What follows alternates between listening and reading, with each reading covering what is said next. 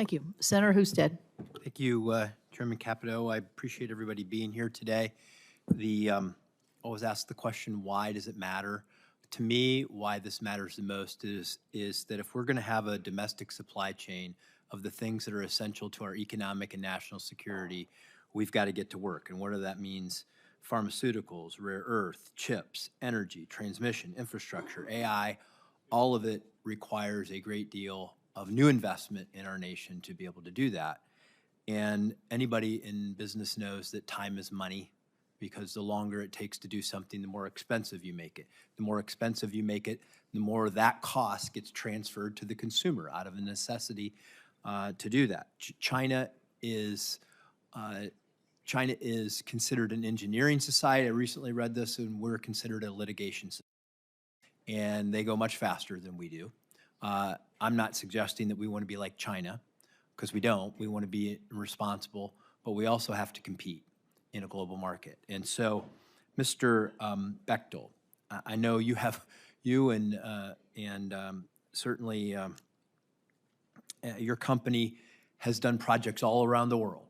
You have customers all around the world, and I know that you have some pretty important projects in my state, in Ohio.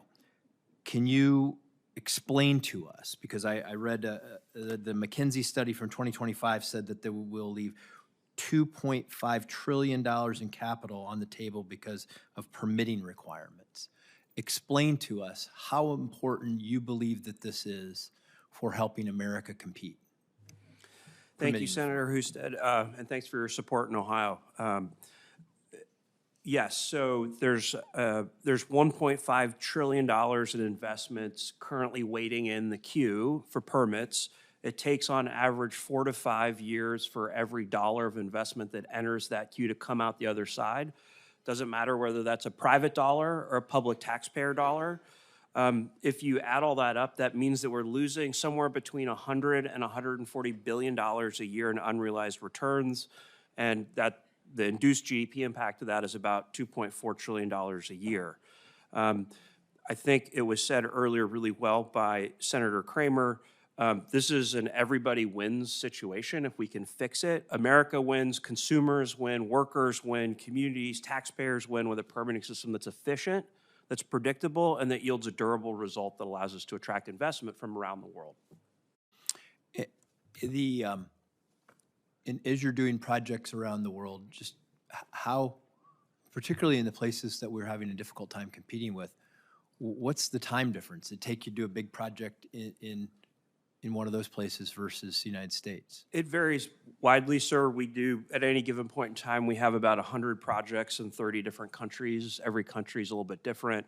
I cited some examples earlier of places like Australia and Canada where they're consistently, predictably issuing permits, including very robust environmental protections and community consultations inside of 2 to 3 years. If we could just cut the current 4 to 5 year time in half, that would unlock a tremendous amount of value, which currently is just tied up in the system. Just to put a finer point on this, the cost of living and cost of goods and services impacts of this, it's been said by others, but permit delays they lead to real costs for consumers and taxpayers. If it takes on average 4 to 5 years to get through the permit process, think about that over the last 4 to 5 years, construction costs have on average gone up about 40%. So while your project's waiting for its permit, just add 40% to the cost of your project and then figure out how you're going to pass that on to the ultimate beneficiaries of the project. It's destroying a ton of investor value. It's destroying a ton of taxpayer value. It's a huge opportunity. So either the project doesn't happen because it's too expensive, or the cost gets passed on to the consumer. And Mr. Booker, I want to give you an opportunity to reflect on that because you work with the people who build all of these projects. What would it mean in terms of jobs and quality of life for your members? Well, let me start by saying I wish our members got that 40% raise that he was talking about, the 40%, because they ain't getting 40% raises. Exactly.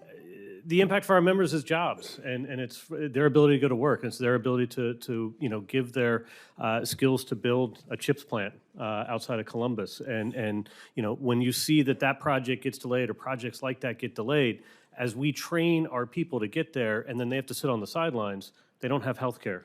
They're not getting that pension credit. They're not getting a paycheck because we get paid by the hour. We don't get paid by the job. So it has a huge negative impact with unpredictability and chaos when every owner, every contractor, every developer wants predictability, and every member that I represent wants to know that current job is going to stay safe and that they have a place to go on their next job when they build that infrastructure.